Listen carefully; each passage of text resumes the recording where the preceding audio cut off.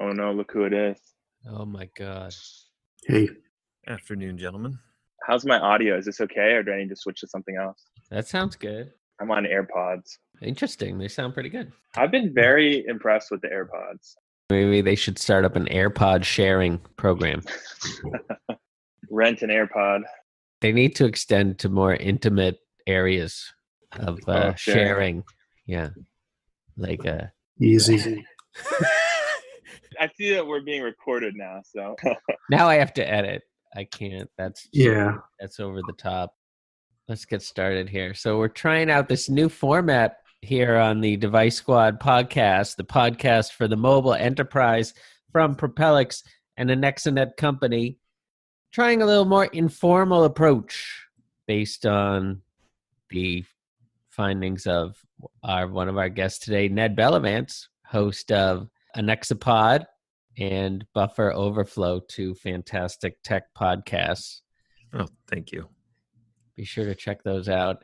We got 5 people in the room here, all males of varying degrees of whiteness, unfortunately, but we do what we can here at Device Squad. And so today's topic is when sharing isn't caring. We're going to talk about the rise of sharing as a business model and why it's turning out to be a complete disaster in more ways than one. I don't know. I felt like Barney always told me that sharing is caring, so I'm a little confused, Stephen. Well, my good friend Ned Bellavance, we will clear everything up right after the intro. Device Squad, fighting crimes against enterprise mobility worldwide.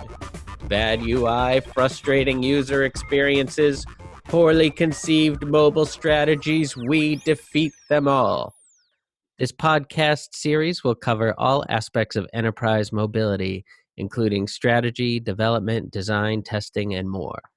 My name is Steve Brickman. I'm a mobile strategist and UX architect with Propelics. First, a brief history of the company. Founded in 2011, Propelics is a mobile strategy consultancy helping enterprises worldwide devise true mobile strategies and develop world-class mobile applications across all industry verticals. Propelics clients include large companies like Amway, Bright Horizons, Bank of Montreal, Dubai Airports, Family Dollar, DLL, Cintas, Merck, and many more. Propelics' menu of services includes 8 different mobile kickstarts, covering everything from mobile strategy and road mapping to MCOE to UI UX design to mobile testing strategy, along with soup to nuts app design development and support. Additionally, Propelics offers 3 homegrown enterprise mobile products. Yeah, okay, so let me introduce everybody that we have here first. How about that? So that was Ned Bellavance, Cloud Solutions Director at Anexinet. And then we also have Glenn Gruber, Senior Mobile Strategist. Hey, Steve. How's it going? David Enarson, Mobile Strategist with Propelics, and James Hoshor, Mobile Strategist with Propelics. So we're going to be talking about Uber, car ride sharing, bike sharing, scooter sharing, and what's happening with all of those and why and what can be done about it or what should be done about it.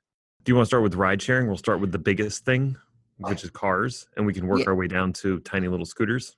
Yeah. I mean, who came first? Uber probably came first, right? Or did bike sharing come first or did Uber sharing come first? Did anybody do their homework on this? I believe that bike sharing did precede Uber.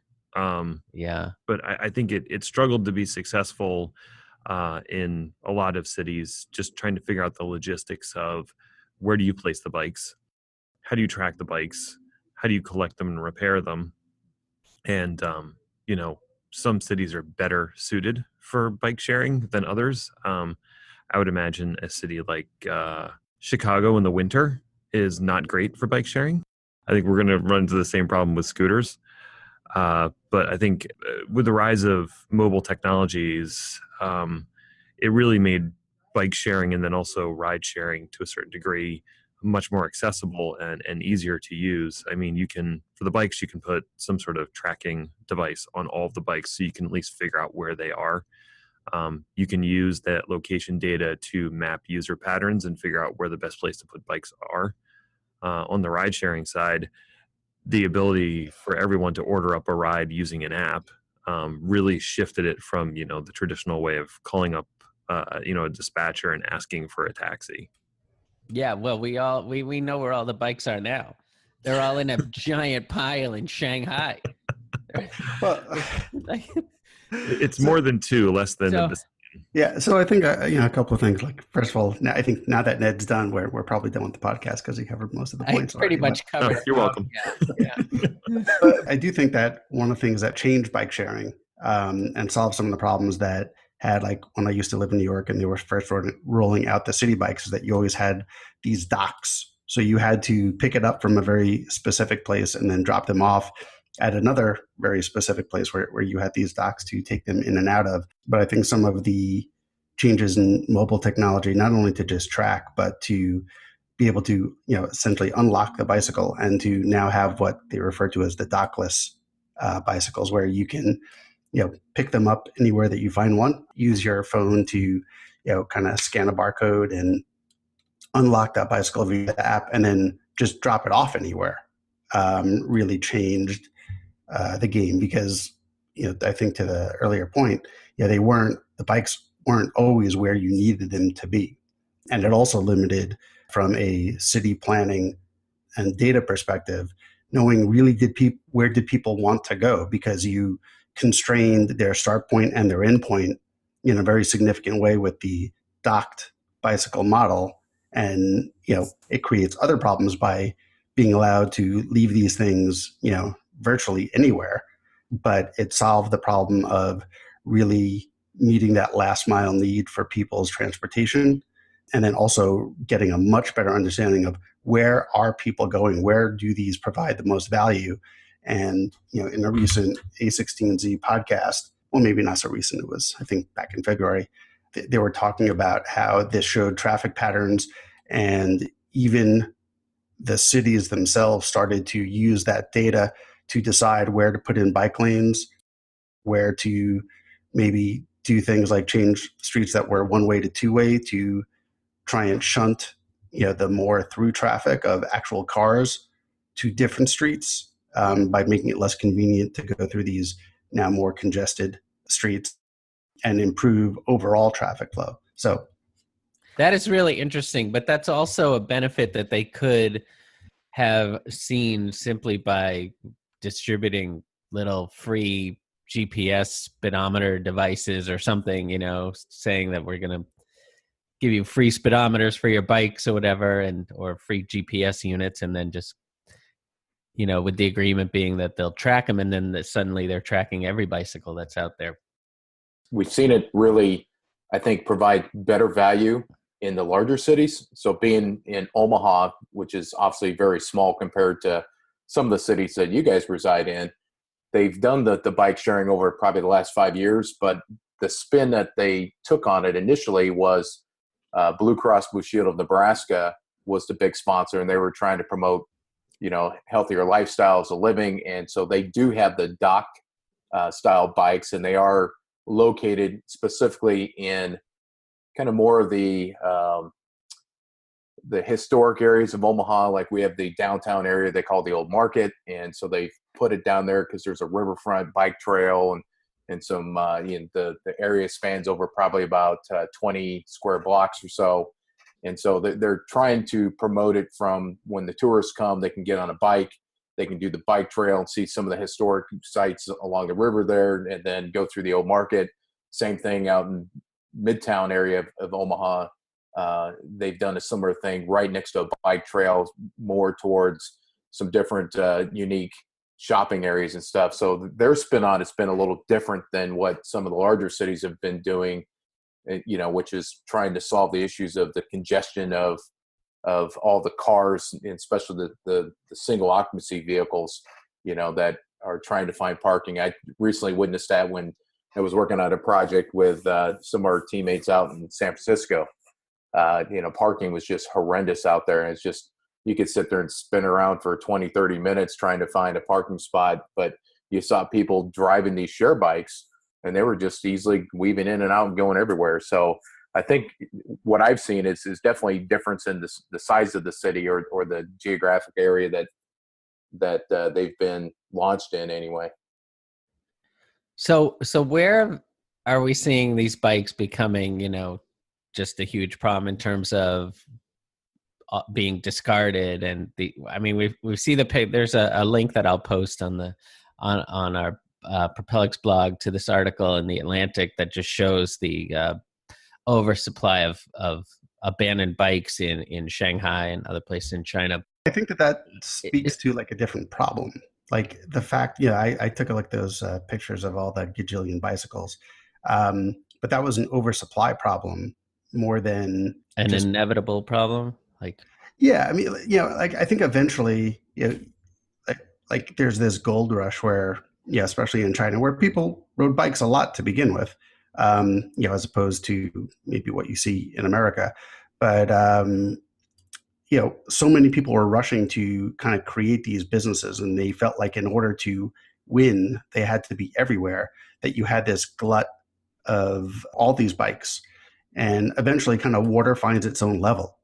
And so, yes, you've got these bicycle graveyards, as they put it in the article. But I think eventually you'll get to the point where we have the right number of bikes out there. I think that problem is solvable over time. But that's different than, like I think it was San Francisco, where they've actually impounded all of the bikes that like Lime and Bird have until they get their regulation set, because people were putting them in front of, doorways and, just making it really challenging to get in and out of places. So, that's the part where the regulation has to come in to make sure that, we can have this stuff, and the dockless bicycles, can make a lot of sense, but we also have to do it in a way where it doesn't become a nuisance. So, right. And I actually witnessed that firsthand, Glenn. So, I mean, that's a great example from when we were working on the project recently down in Mountain View, and we went to Cupertino there.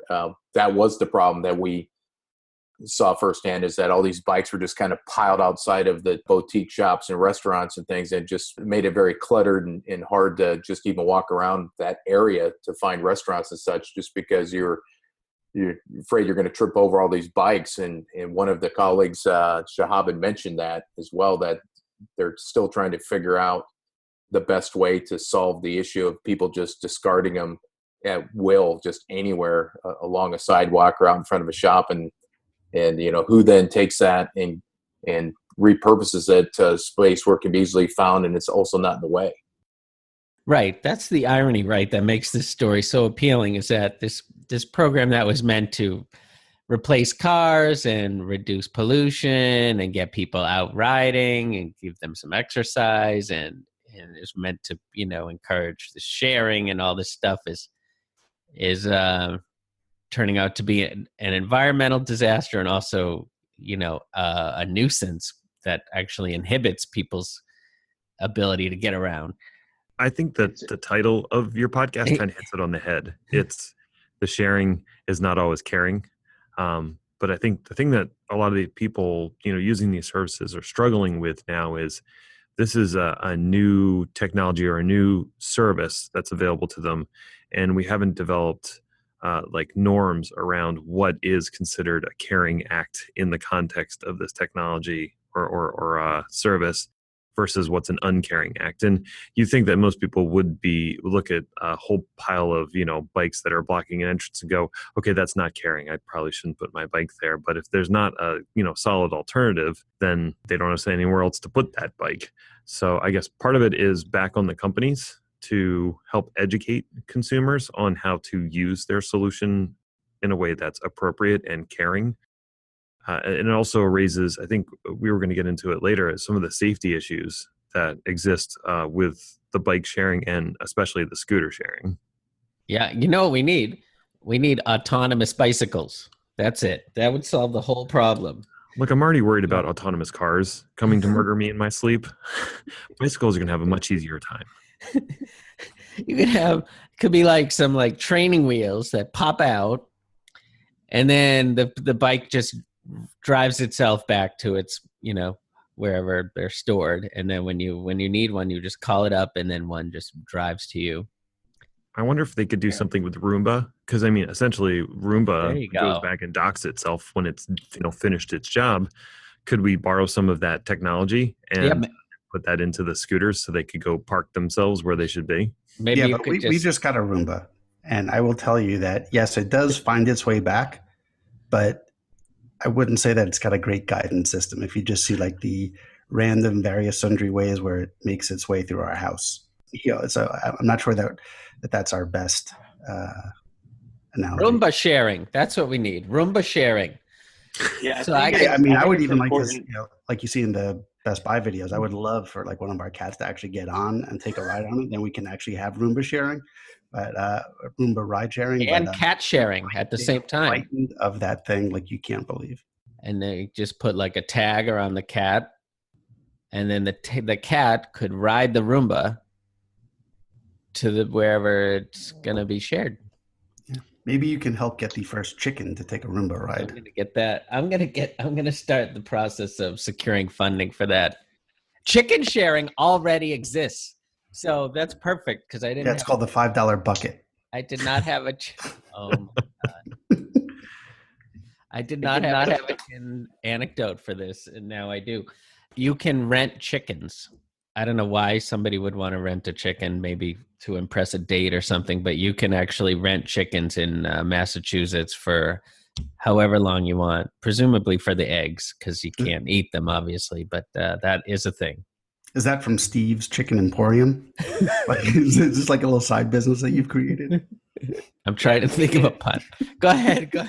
I think it's also important to think about like the traffic flow of people. So, we're talking about all of these, like, and I've seen them too, like in San Francisco, all of these birds and limes, like everywhere. But in some of the dock sharing models, they have people whose jobs it is to like reposition like where the bikes are during the day. Because like if everyone is riding their bike downtown for work, they may need to position those bikes elsewhere for later in the day because there's going to be a surplus of bikes in one location. So I think in addition to the number of bikes or scooters or what have you, I think it also has to do with people's movement patterns and making sure that that's balanced out, and where it isn't, finding ways to rebalance that. No, definitely. That's actually like in that A16Z podcast, they brought that up where you've got these people who basically it's like a gig economy. It's like you get bonus based on how many bikes that you pick up because they're only just to be picked up to be repositioned, but also to be serviced, or in the cases where some of them are e-assist, bikes with like a little engine, they need to be recharged and things like that. So there's a whole secondary infrastructure piece behind it that the tracking and the GPS location of all of those bikes is really critical too. Yeah, that sounds like a great summer job. Just run around and chase bikes down and charge them. Sounds like a great job for a robot. We need robots. We got to get Boston Dynamics on this. Sounds like a good job for the taxi drivers, right? Since Uber's taken over the world, they need something else to do besides playing backgammon at the airport, wait for the next ride. They can go pick up all the bikes and reposition them. Really? Charge the bikes.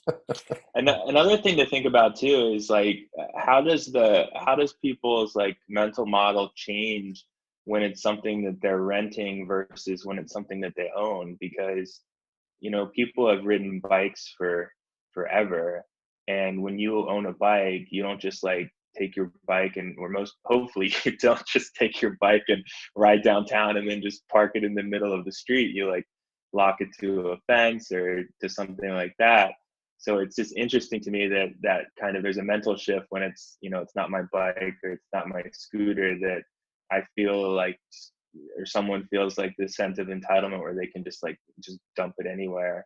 So it's just interesting that that's emerged. Yeah, well, that's why probably New York went with the docked, cycle model initially, because otherwise, you would put them out there and they would magically disappear over time. Or you'd see your first bicycle on cinder blocks. I think you have to make it easy enough for the consumer to do the right thing. I feel like people's ethics have very low threshold. So if you make it X amount harder for them to find the right place to put the bike, they're just going to leave it wherever. But if you make it just easy enough that it's not a hassle for them, the vast majority of people will be like, okay, I'll put it in the right place. But, as soon as they encounter any kind of resistance, they're like, this is good enough. I'm going to leave it here. That is a great point, though, that Dave brings up. I mean, we all know how, traditionally we might be inclined to treat a rental car. I imagine it's the same with bikes, and maybe that's why. So I was like shocked. How can so many of these bikes be getting damaged? But maybe that's part of it. Mm-hmm. It's a tragedy of the commons. What is that? Some kind of quotation? No, it's an actual thing. It's the tragedy of the commons would be the common area for any town. And the tragedy of the commons is if no one's responsible for maintaining that area and you don't have a strong sense of community pride within the town, then the town commons goes to pot. That's very good. There was recently a comparison done between Japanese public bathrooms and American public bathrooms. I don't want to talk about that. And I think you can imagine the results of that. But I knew you would somehow bring this back to urinals or something like that. Yeah, that's just your thing. Don't forget to do a Google search for Brickman UX of urinals for in-depth analysis. Thank you for bringing that up, Glenn. Yeah, and for those of you who are listening, he's not joking. He's actually written an article about that. So that's not a joke.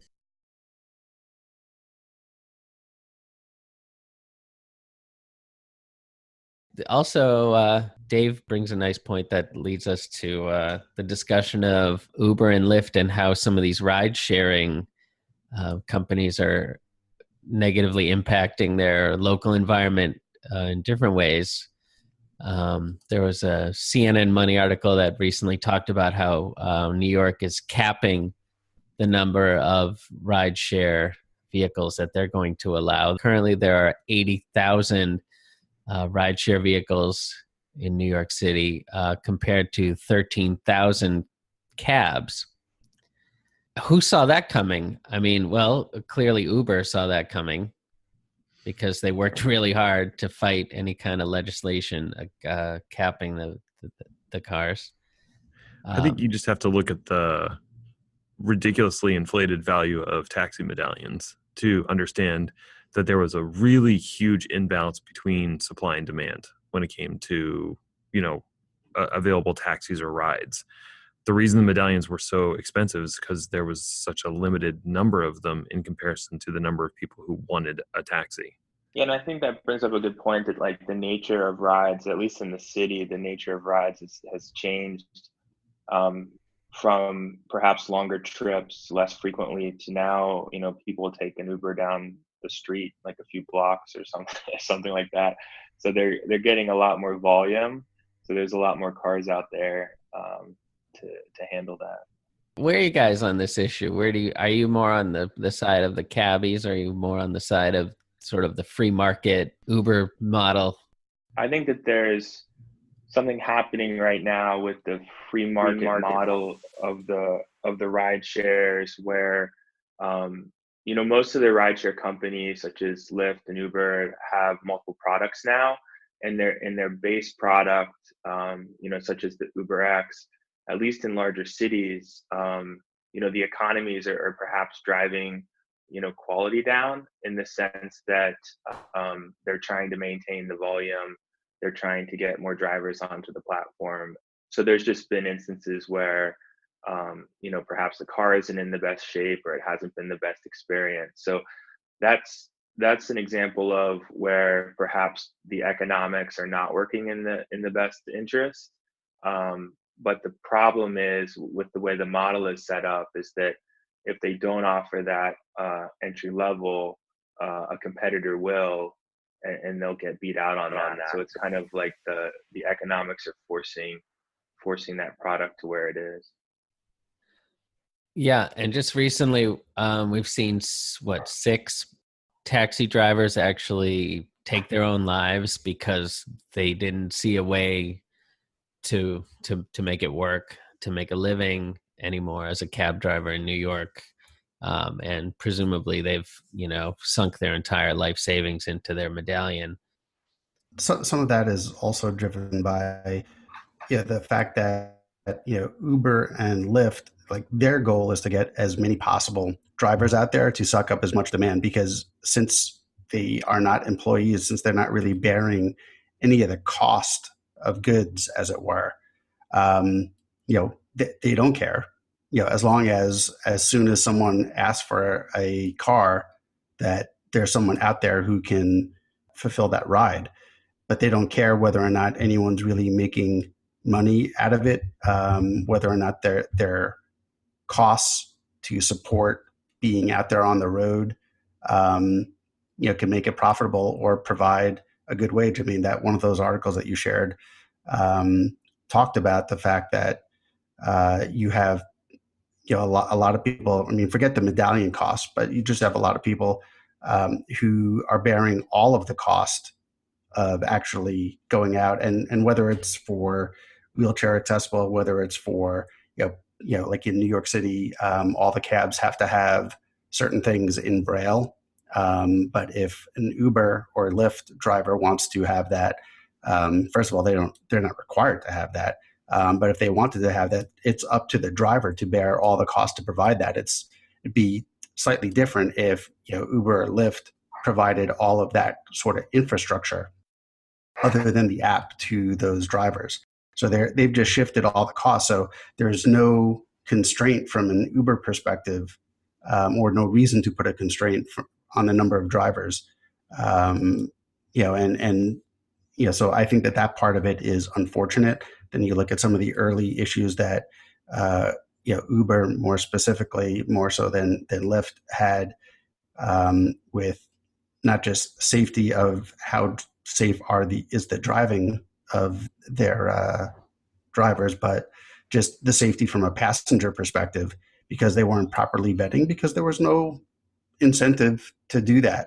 So I think that there's a balance. Like, some regulation is good, but not necessarily to the point of creating such a constraint on supply that it creates some sort of crazy economic situation like Ned was talking about. There was a point, I'm not totally caught up on this program, but there was a point where Uber was letting drivers purchase their car from Uber or lease the car through Uber. Remember that? And if that probably just makes Uber more money, because instead of GMAC getting all the financing revenue, now Uber is. So at least it would give Uber a chance to standardize some of these ideas, offering Braille, adding safety features, and so forth. It's kind of funny. There's so many similarities between the Uber model and the bike share model. So it's like now we've got, all these bikes everywhere. And similarly, now we've got this surplus of Uber drivers everywhere. So it's like we've wound up in the exact situation that we were hoping to avoid to begin with Uber. Everyone was hoping for fewer cars on the road, and now it turns out it's creating greater congestion, and the greater pollution, et cetera, that goes along with that. Same thing with the bike share. And I can't help but make an analogy to the Bitcoin model, where you introduce this idea, this sort of gold rush idea that happens where people think they can make money with Bitcoin. It's with mining. Everybody thought they could start mining Bitcoin and make money. And now, as a result, you've got this massive surplus of these mining machines out there, sucking up energy and polluting the planet and so forth. And personally, I think the taxi companies need to do like every other company does when new competition enters the marketplace. You got to reevaluate your current business models and figure out, if you want to make a change, and if so, how do you make those changes to compete?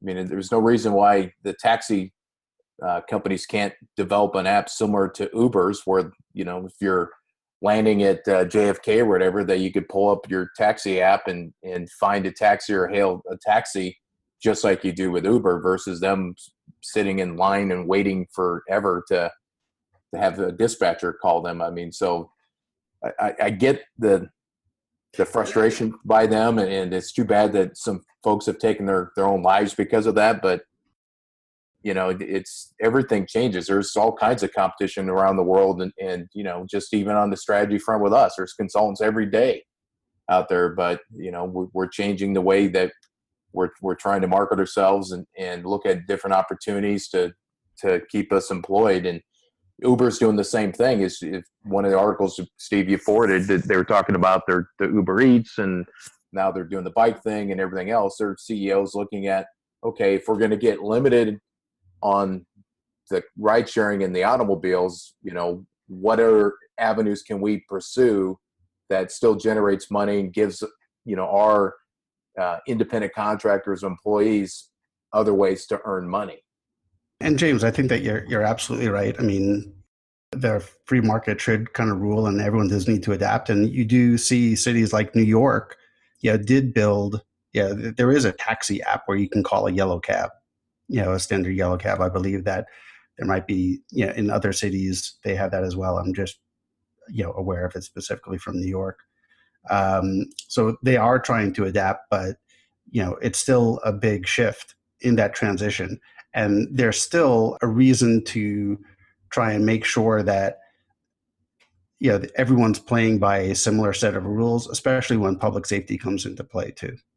So I think that there's a balance. I think that you see the taxi drivers trying to politicize the very tragic suicide of those 6 people, but at the same time you see that the lobbyists for Uber and Lyft trying to politicize things the other way, saying regular taxis don't pick up African Americans and things like so everyone's using their pulpit to put their own spin on it, and none of it really is about getting to the right place for the consumer or the public in general. It's more about trying to make sure that it gets in the right place from their perspective.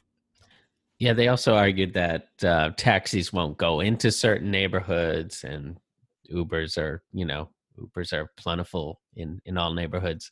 The one thing that I thought was ironic too was that and I didn't quite understand it. Maybe you can explain it, but that the cab drivers were pushing for higher wages for Uber drivers because if you average an Uber driver's salary, it winds up being below minimum wage. I didn't understand why they would push for that. It seems like reducing an Uber driver's salary would create fewer Uber drivers, not the other way around. Did you guys? Yeah, I mean, I saw that, but it's interesting because I don't know about you guys, but when I get into an Uber, especially in the different cities that we travel as strategists, I always ask, and I certainly caveat it that you certainly don't have to share this information, but just out of curiosity, do you make a good living at this, being an Uber driver? And give me a range of what you make and how many hours you work and stuff, just because of curiosity. And I've seen people that have said, I quit my full-time job at Facebook to do this, and I make more money than I was making at Facebook. And I have had people say that I make $120,000. I mean, recently when I traveled to New York with my family, I talked to an Uber driver. He says he makes 120 grand a year. And so, I mean, that's not a bad living. And he doesn't live in the city of New York. He lives outside of the city. He drives in for the day, does his Uber rides, and then he goes home.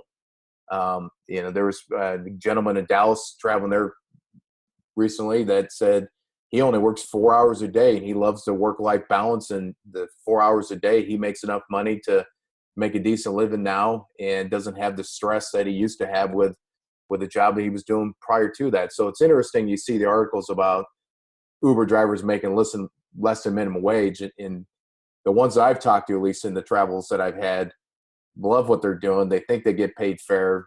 I've heard from most of them that on average they get 70 to 80% of the fare that they're charging me to take me from A to B. And so it's interesting that, reading these articles recently that people are saying they're making less than minimum wage. To me, I think are they just lazy? And I hate to be harsh that way, but are people just expecting that, oh, I'm an Uber driver, now I'm going to make 6 figures? You still have to go out and work it. You still have to be available. You still have to be courtesy and have the high ratings to be able to get, the number of rides that you are trying to target.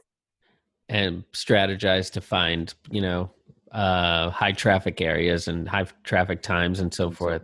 I would assume that the reason for the taxi driver unions pushing for higher wages is that they're trying to hit the Uber directly by forcing them to pay their drivers more, versus if they pay them less, then what has Uber got to lose, right? So, well, I mean, one thing I noticed with Uber, and I'm sure you guys noticed as well. So remember when Uber first came out, they did the tipping inside the app for the drivers, and then they took that away. Well, then that stirred up the pot, and drivers were being upset and everything else. And so now they've put that back into the app. And so Uber did listen. They brought that back. And I don't know about you guys, I do tip when I feel I've had great experiences with the Uber drivers that have taken me to the airport or the hotel or the client side, et cetera. And there's Uber drivers that I have not had great experiences and certainly don't tip.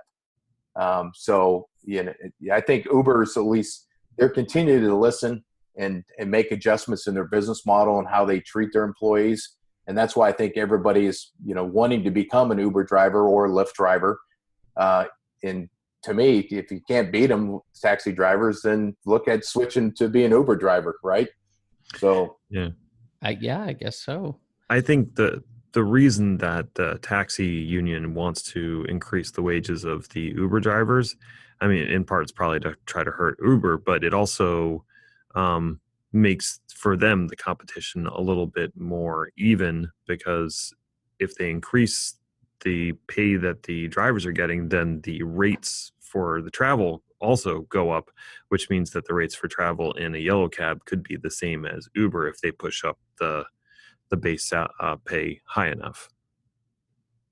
Yeah. So nice article in a journal called inthesetimes.com that's about the militant taxi drivers union that defeated Uber and Lyft in New York. So you know where that's coming from. They said, over the past 3 years, Uber and Lyft have presented themselves as socially conscious corporations while they have been rendering drivers invisible. Since Uber claims drivers are independent contractors, the company didn't have to pay into unemployment insurance, and drivers weren't presumed to be eligible for it. And in short, misclassification, oversaturation, and deregulation of the fares are at the heart of Uber and Lyft's business model and are the main causes of the impoverishment of drivers. Yeah, so there isn't like a set. I think there's maybe bands, and it's definitely market driven. Like if you're in certain markets, the bands will be higher, but there's not like a set, salary per se for the drivers. Speaking to what James said, you have to go out and hunt out your fares, and depending on the market you're at, you're going to get a certain rate per mile and then per minute. But it's not like a taxi where there's a very specific meter rate for a city that's consistent no matter what. So I think the people that do really well are those that, take advantage of the surge pricing and events, or they can, make multiples of a typical rate.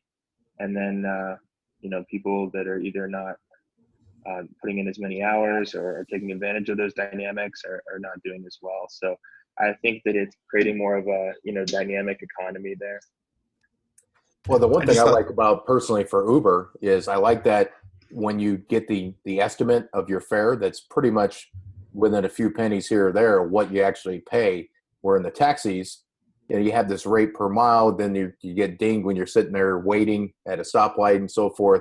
You just don't really have a good understanding of what the cost is going to be. And so I like the model that Uber introduced to transportation, to where I know it's going to be $6.90 or $35 to get from location A to B and so forth. Just knowing what that's going to cost up front as a consumer, to me, that makes me feel better than jumping in a cab and who knows what it's going to cost. Right, but I totally agree with that, but that's because that's a technological advantage that Uber and Lyft has, because they're using, like Google Maps data to say that, well, to go from point A to point B is going to take you this long, and therefore they just calculate the price and provide it to you in advance. When you're hailing a cab in New York City, you're jumping in, they have no idea where you're going.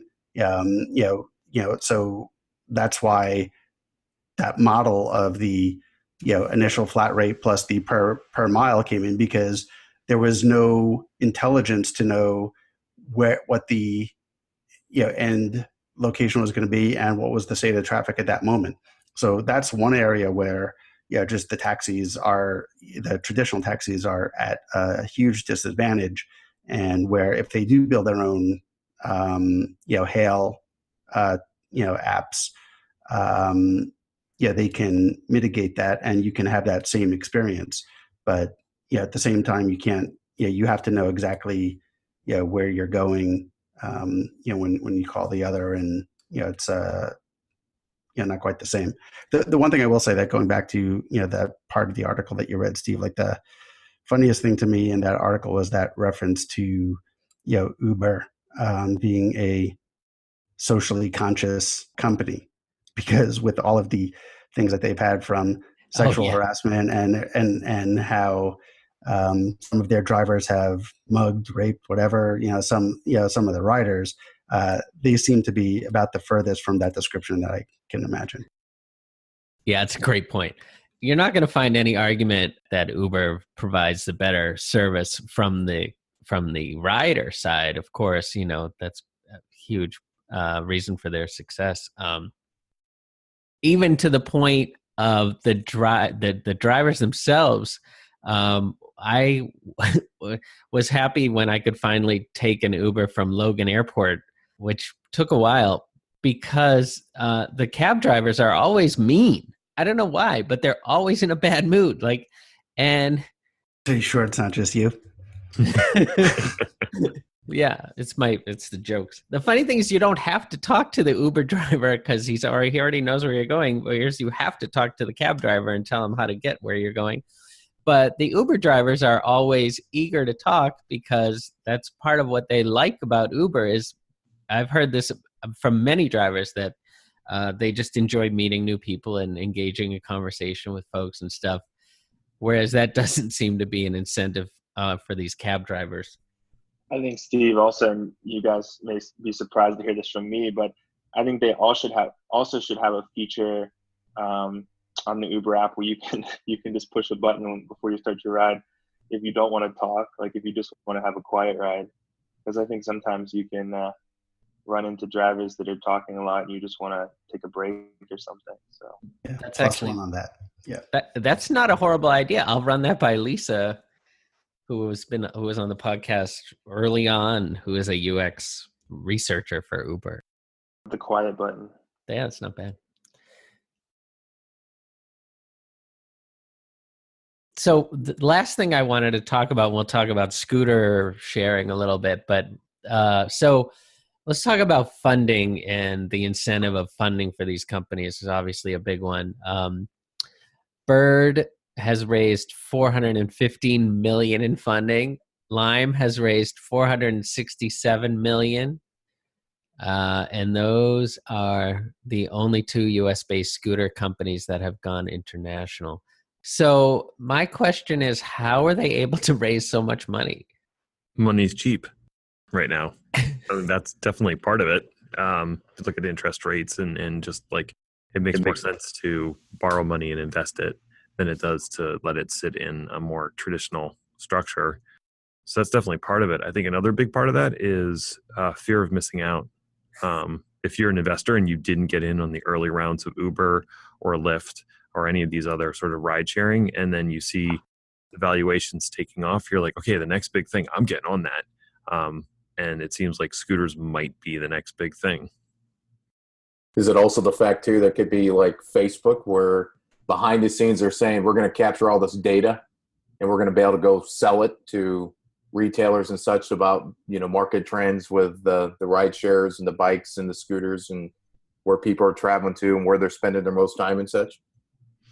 Yeah, I think that's definitely going to be part of it. It seems like at least the agreements that a lot of the scooter companies have started making with cities, where they want to be a little more gentlemanly about rolling out their scooters. Part of that agreement is that they're going to share all the location data with the city, so the city can help improve their traffic flows and those types of things. But I'm sure if you read through the EULA that you accept when you go to ride one of those scooters or install the app, first, it completely indemnifies the company from any injury you get, but it probably also has something in there about ability to share your location data with whoever they deem fit. Yeah, there's no helmet sharing program that goes along with that. Yeah, I think that should be maybe part of it. If you're going, 15, 20 miles an hour on a scooter, that might be a good call. I don't know. I think, let all the Darwin Award winners or contestants go without the helmet as they like, and that'll just make it less congested for the rest of us. But look at these rates. Both Bird and Lime charge $1 to rent a scooter plus 15 cents per minute of use. And how do you get to $415 million? These are very capital intensive industries because they have to buy all the scooters in the first place. It's not like, a startup that's just trying to write the next gen mobile app or something, where a lot of their investment is just in, resources to develop the app.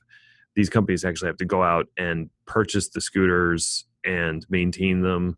So they do need more upfront funding to be successful than something that's not so capital intensive. Yeah, but how are they going to show a return on $467 million? Well, just from scale.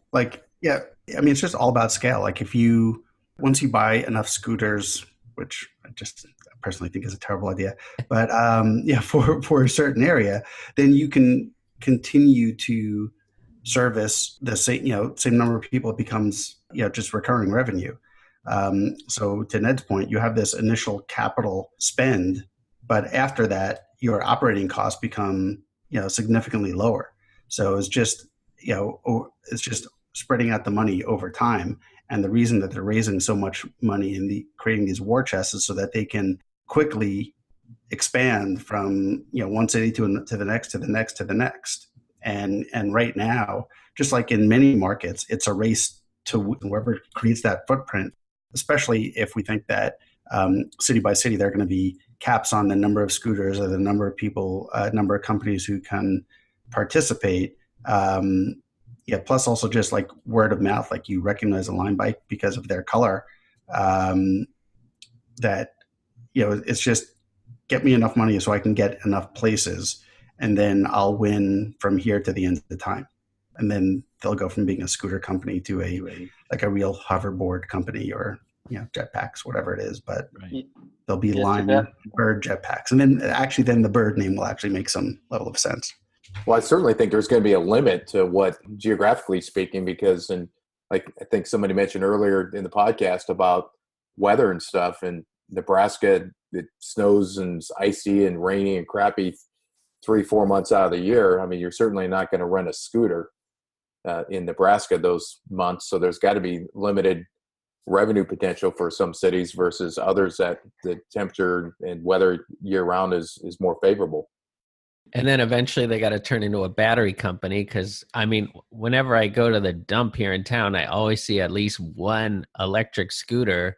How much could it have been used? But the battery is dead. So apparently these things don't last that long. So they've got to swap out all these batteries.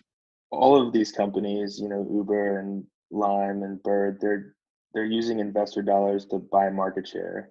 So, the scooter companies are likely doing that more aggressively since they're starting out. Uber's still doing that. And it'll just be interesting to see that, how all of that levels out, because you can't do that forever. So it'll be interesting I think that we won't see it as much with the scooter companies, because there's going to be a lot more patience for them to get to, more of a critical mass and to work out the business model. But with ride sharing and those types of more mature businesses at this stage, I think that there's going to be more operational pressure on those to get a return on the investment. So Is there a solution? What is the solution? Is this just an inevitable development given this new business model and the way the free market works? And is there nothing we can do about it? Do you guys have any ideas around that? I think despite the fact that we like to have a somewhat orderly world, the world has other ideas. So I think this is just the natural maturity of a new service. As the kinks get worked out, they're going to get worked out in real time in the real world. And you're going to have that initial bike graveyard or two. There'll probably be a scooter graveyard shortly thereafter. But then we'll hit the right mix of how many devices actually need to be available. What's the proper protocol for, leaving them somewhere and then having them picked up. And city planning might change to accommodate these type of vehicles better. And there's a big, thing looming on the horizon, which is autonomous vehicles and how they're going to vastly change the landscape once those become commonly available. I kind of agree, that this is natural in some ways. I think it's natural because we do have, from a city perspective, constraints as to how many more cars, especially as we're moving back towards people wanting to be in urban centers. How many more cars can we really have, on the road so that a 5-mile commute doesn't become a 45-minute drive? So I think as a last mile solution, a lot of this makes sense. I think how far it goes is also going to be a cultural thing. Like in Belgium, in Denmark, in different countries, riding bikes is that's just a thing. That's just part of the culture. That's not here. I mean, I think was it James who mentioned that people are taking Ubers to go 3 blocks down the street because Americans are maybe slightly lazier than others. So how far this goes, I think, is really going to be predicated more on culture than anything else.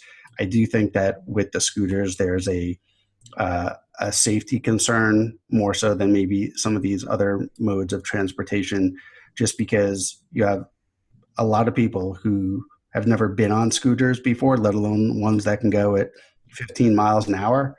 So there's more of a safety concern there, and that one may not go quite as well as things like bicycles. But we'll see. Yeah, one of the articles that I posted was from CNN, a doctor who was citing all the injuries that they're seeing, the new injuries from scooters going 15 miles an hour, with people unaccustomed to going 50 miles an hour on a scooter riding them. I guess the only real solution is either to impose caps, as New York has done, or to just allow the physical limitations of the environment to set the limit. There's only so many bicycles that are going to fit in a certain town, and only so many Uber drivers are going to fit in Manhattan. And I don't know how much more can be done other than that. Hopefully we won't also have a graveyard for taxi drivers. On that note, A great conversation, everybody. As always. All right, anybody want to take this home? You've listened to another episode of Device Squad. I don't know how the rest of it goes, but the podcast for the mobile enterprise from Propelics and Anexinet Company. And don't forget to check out Ned's podcasts over on Anexinet, Bufferflow and the Anexipod, both fantastic. And also check out the Emerging Technology Council at emergingtechcouncil.com. Glenn Gruber runs that council, and you can get real world advice from today's technology experts. So be sure to check that out. All right. Thanks, everybody. Thanks, guys, for hopping on. Thanks, You bet. David. Thanks, Dave. Glenn, Bye-bye. James, Dave, Ned. Take care. Bye-bye. See you next time.